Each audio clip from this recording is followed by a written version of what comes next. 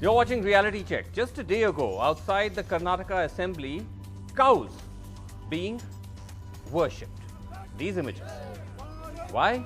Because the BJP government in Karnataka abruptly passed a bill to toughen its anti-beef laws, very much in keeping with BJP states that want to ramp up the Hindutva signaling in the name of the cow. Now, the BJP claims that these new laws are to protect the cow from being slaughtered, something they claim the Congress had allowed.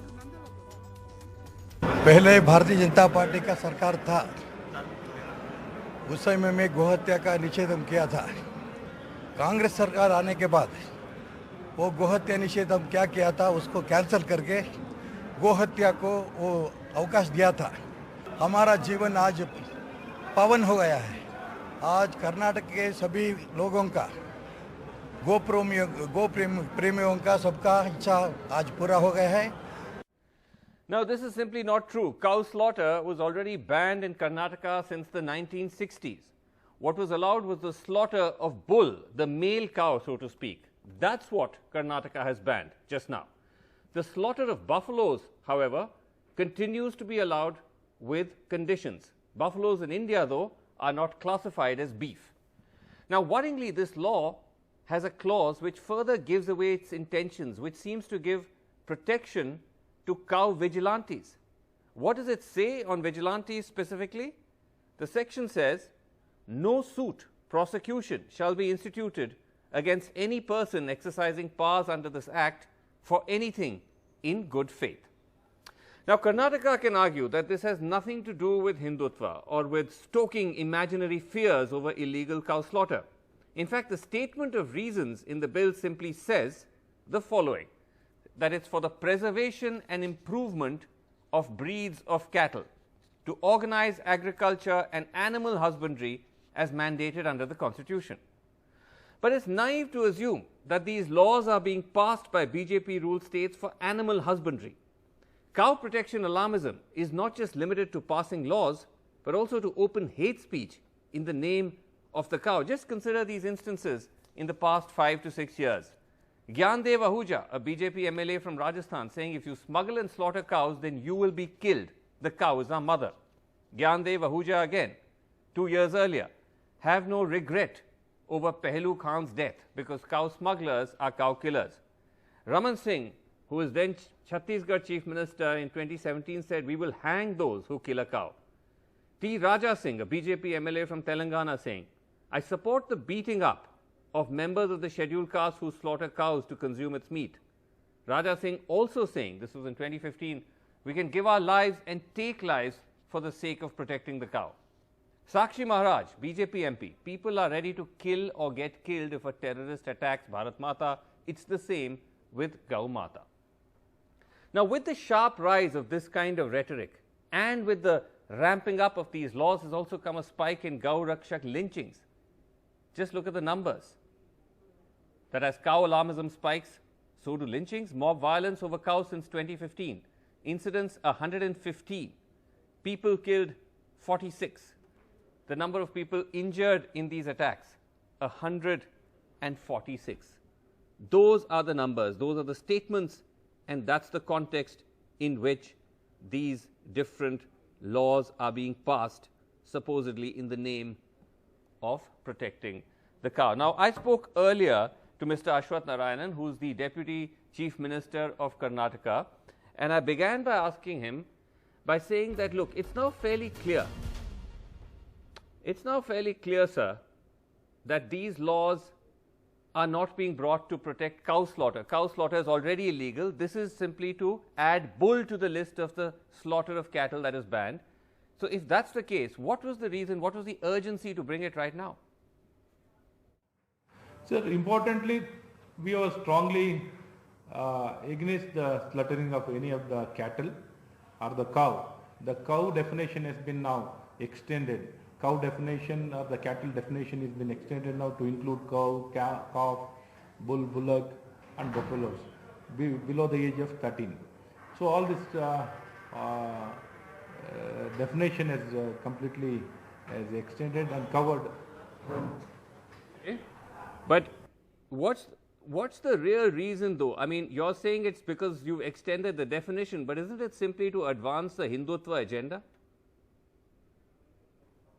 So basically, people are against slaughtering of the cattle. So since they were against there was their feeling and sentiment. They didn't wanted the slaughter of the cows, cattle to happen. And whenever they used to sell any of their cattle, they never knew that was going to the slaughterhouse. This for the sake of sale or transaction or sale or buy or purchasing is to happen with what intention nobody is to know. But coming to know that the purpose of buying a cow, cattle is to for the slaughtering, then the people wanted just that to be prevented. Then systematically a law should be brought in You're where we actually can prevent the claiming people didn't know who they were selling cattle to. Some may say that's quite a stretch, but who are these people, sir? Who are these people that you say are asking for this law? Entire society, the per se entire society was against the slaughtering of the cattle, and they wanted the preservation of the cattle to happen. The main intention was this was a long demand even before independence, after independence. It is been enshrined even in constitution. Right, but do you have proof of all these? You say entire society, do you have proof of this entire society? Where's the evidence? Yes, sir.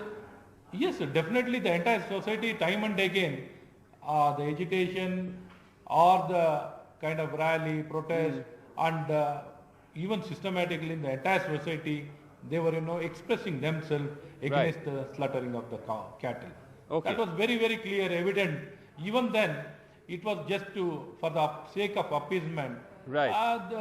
Some of the political party, they were trying to, put it down. They wanted to allow this to happen. So now the time has come to completely ensure that the slaughtering of the cattle won't happen. The definition has been extended, expanded, so that the expansion of the definition of cattle has been expanded to bring in more other categories. Sir, the worrying aspect of your law, which is why many believe this is really political, is that you brought in a section that, as we pointed out, emboldens and gives protection to vigilantes. It says no suit prosecution shall be instituted against any persons exercising power under this act for anything in good faith.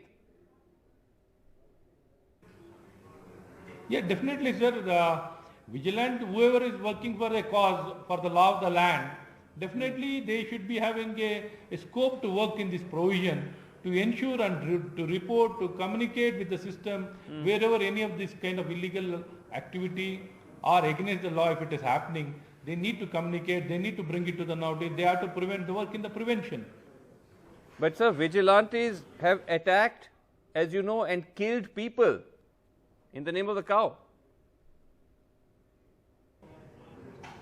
No, because earlier, the same kind of, the more aggressive, the life was at risk for the vigilantes, not for the, it was more for the cow vigilants who were working for the preservation and conservation.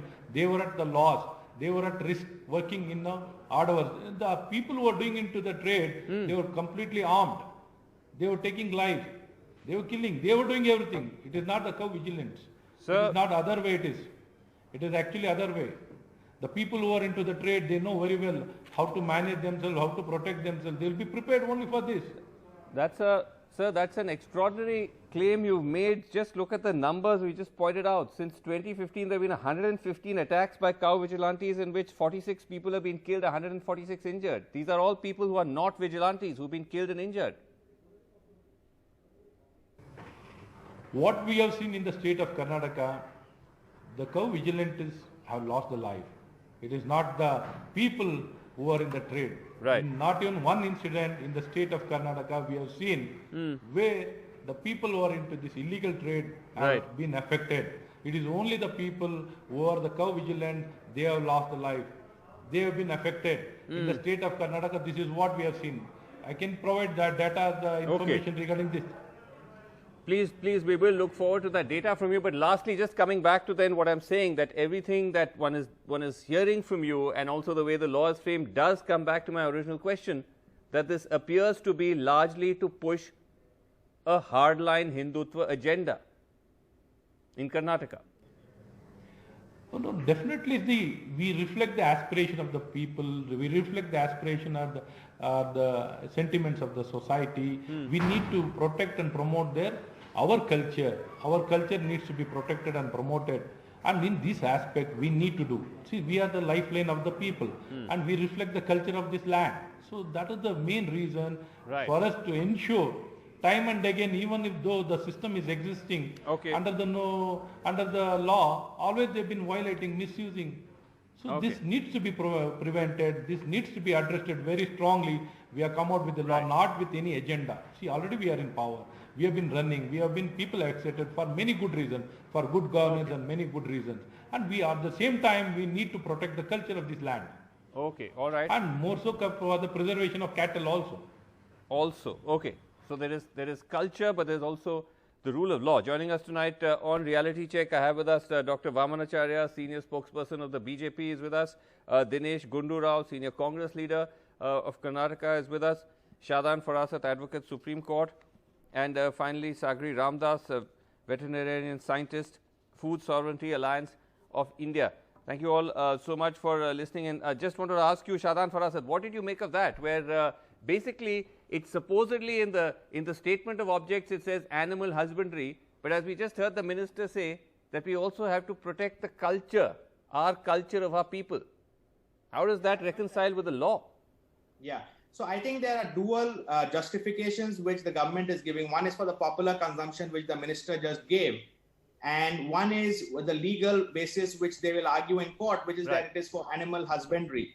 Because legally and constitutionally speaking, popular conception, cultural conception, religious conception cannot be the basis of this kind of a bar. And that's not the basis on which the Supreme Court has upheld any of the other cow slaughter legislation. So they have to argue animal husbandry for the purposes of the law. But what they really mean is what the minister just said live on TV. So I think that dichotomy is quite clearly there. I just want to make one point though, that insofar as the provision in the Act which says that any power being exercised by any officer in good faith will not be acted upon. Although the minister seemed to suggest that it will also apply to vigilantes, that kind of a provision is actually a very standard provision in every legislation, which only means that any person, that is any governmental authority exercising power under the Act, will not be subject to a suit or any other criminal proceeding by anybody. So it's I don't think at all that that provision will apply to vigilantes or will protect them, because they don't, unless they have been given a specific power in the Act, and I don't see one. So it says, by the way, that's an interesting clarification, but it says any person exercising powers under this Act, not so officer. Any person exercising powers. Not so officer. He has to exercise a power. Okay. So unless, Okay, fair enough. But tell me, Dr. Vamanacharya, that actually in a way you heard Ashwath Narayanji, he more or less admitted this has got very little to do with cow protection, animal protection, because cow slaughter already is banned in Karnataka. He said this is Hindutva. I said, is it Hindutva? He said, well, yes, I mean, this is to do with protecting our culture. Yes, Dr. Ashwath Narayan, Deputy Chief Minister of Karnataka, has been very honest, straightforward in saying what the government here in Karnataka means. Number one, that's illegal. This law is in existence. Doesn't that violate the law, the constitution, that you are bringing some laws to protect culture? How can you admit that? No, it is not bringing a law for culture. Culture is the essence of life of the people of this country. So people have aspirations when their government comes, some of the things which they believe that it is practiced for almost last 2,000-3,000 years. As part of the religion. No, sir, you cannot use culture as a definition. Sir, you cannot say culture as a definition to bring law. There was a culture in certain parts of India where widows were burnt on the pyre of their husband. People could turn around and say that is also culture. Culture has no place in a modern constitutional democracy. Will ask, but I think nobody has, keep forgetting nobody has or will ask the laws which were not pro people are to be abandoned. There is no doubt about it. But this cow protection has a social, agricultural and also cultural angle. See, agricultural angle is India even today. Agriculture has come to Sagri Ramdas, and on actually the cow. data on that is actually doesn't quite bear what you're saying. I'll come to that in a second. But Dinesh Gundura, what do you make of what Ashwath Narayan said, that basically they had to do this because under the Congress, you all were diluting the cow slaughter laws and allowing cows to be slaughtered in Karnataka? See, firstly, Srinivasan, Congress is not against or Congress is not for cow slaughter. We are against cow slaughter. There have been bills, acts passed since 4 decades, 5 decades in this state, in this country, against cow slaughter. Congress governments have done it. It's part of our constitution, part of our directive principles of state policy. Yesterday, what the government did was also deceit and anti-democratic. We had no idea that this bill is coming. It's not part of the agenda. It's not been discussed anywhere. Okay. Meanwhile, the minister comes to the assembly with the cow. So he knows the bill is coming. Nobody knows the bill is coming. We don't even have a copy of the bill. All we said yesterday was, let's discuss this bill tomorrow. We didn't go against the bill. We wanted to actually add provisions in the bill which will protect the farmer, protect the agricultural sector, and protect the cow also. Right. So now, for example, now in this act, till the age of 13 years, no buffalo or bull or a cow can be sold, can be slaughtered, right?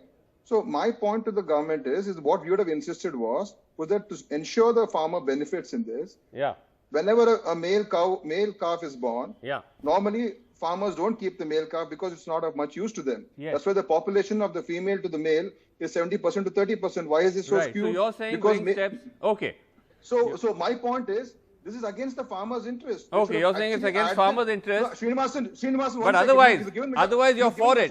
Almost 20 minutes. Now you gave Mr. Ishwarappa 10 minutes and you give Mr. Vamanacharya 5 minutes. Let me explain what Congress stands for. No, I've not given Vamanacharya 5 minutes. No, Congress stands for that. Now, who's going to look after this male buffalo, the bull, the male calf? Who's going to give them for as it is during? Please, Srinivasan, you don't even want me to complete. See, I'm trying to say that today fodder is a problem in Karnataka. There is fodder scarcity. To look after a male cow, you need at least 140 rupees a day. Who's going to provide? Okay, this money? Valid points, Dinesh. Let me put that to him. No, let me complete. No. Now you have to allow me. You made your point. Okay. You made your point. You made your point. You're saying that it's not that you're against cow slaughter. We wanted to discuss the bill. But you wanted to have a discussion to bring in more protection for farmers. The government didn't allow a discussion. They've just passed it without any discussion. Okay, but they didn't even have a copy of the bill. And today the bill has been defeated. They've withdrawn the bill in the council. It's not an act today because it wasn't passed in the council. So it's been withdrawn from the council. Okay, interesting. Sagri Ramdas, on the other hand, right? I'll come to you. Sagri Ramdas. Okay, I'll come to you. Dinesh, just a second. Hear out Sagri Ramdas, because Sagri Ramdas, we've had you on before as well, and you've done some fascinating research, which actually looks at how states that pass these very stringent cow slaughter, anti-cow slaughter bills, and where you also have vigilantism, actually works against the interests of the cow. Yeah, so I just want to flag the fact that, if we look at what's happened and the data of the latest livestock census, which came out last year in 2019. And if you just see the change between 2015 and 2019, and 2015 to 2019 was the period when the states of Gujarat, Maharashtra, Rajasthan, Haryana, Uttar Pradesh really went very stringent in terms of how they, for one, many of them actually banned the slaughter of bullocks and bulls. For instance, that's what happened in Maharashtra. Many of them really went very, very strict in terms of interstate transportation. So what we see in the data is that it just validates the point that we have been making all along. Now you see this massive, massive decline in male cattle population. For instance, in Gujarat, where 2007 to 2012, there was a decline only of about 8% in terms of male cattle population. This is in indigenous breeds of bullocks, right? In 2012 to 2019, we have a minus 38% decline. In Maharashtra, where there was in the earlier period only 11% decline, after the major changes in their Slaughter Act, you have this massive decline of minus 31%. In Uttar Pradesh, minus 58%. So Here we have data. Secondly, the increase of the female cow population. That's a huge drop.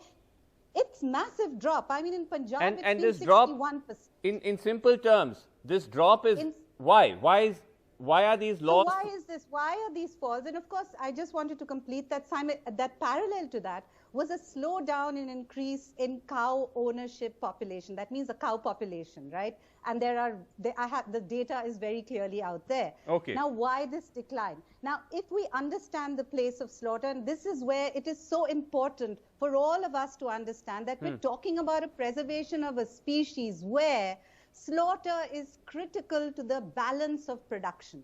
Animals are reared by farmers as long as they have a productive value. Right. It could be for milch, it could be for draft, mostly it's for draft or for milch.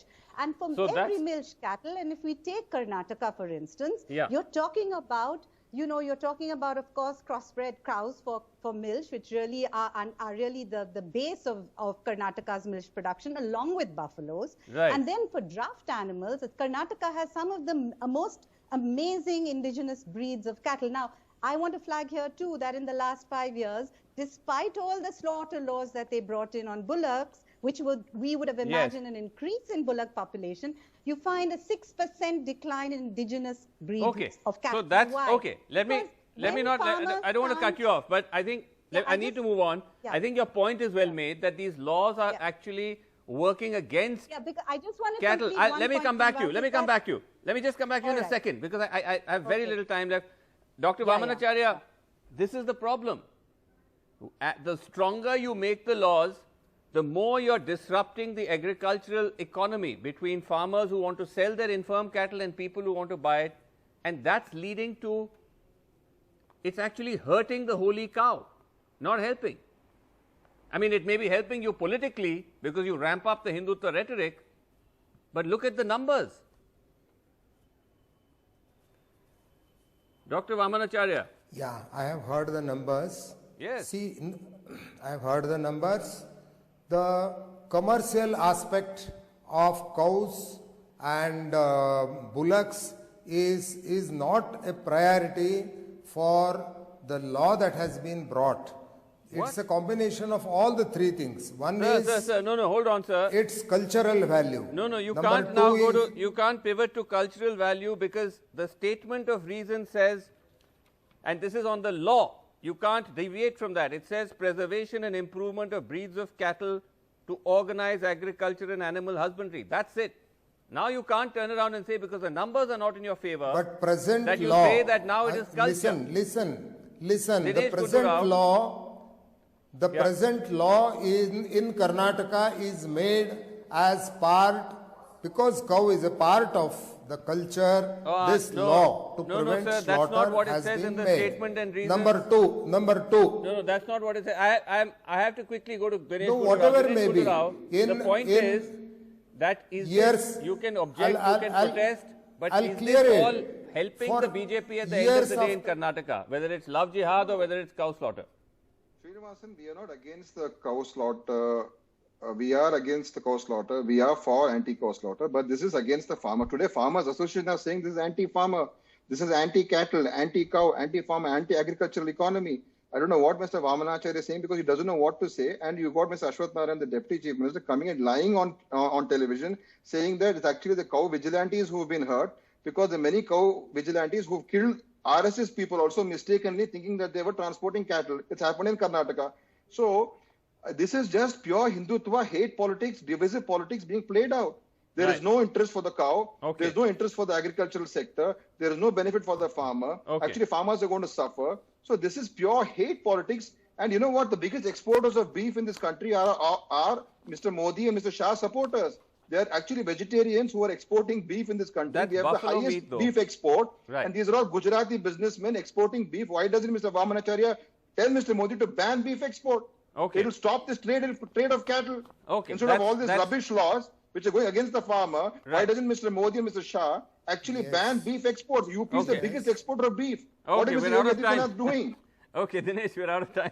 We're out of that. By the way, beef export is actually buffalo meat, which is not classified as beef in India, but classified as beef everywhere else. But we're out of time. But it's true that statement that statement by the Ashwath Narayan that saying vigilantes are the ones who really are the victims, that was quite extraordinary. We'll have to leave it there. Thank you all so much for joining me on Reality Check. Thank you so much for watching. Good night.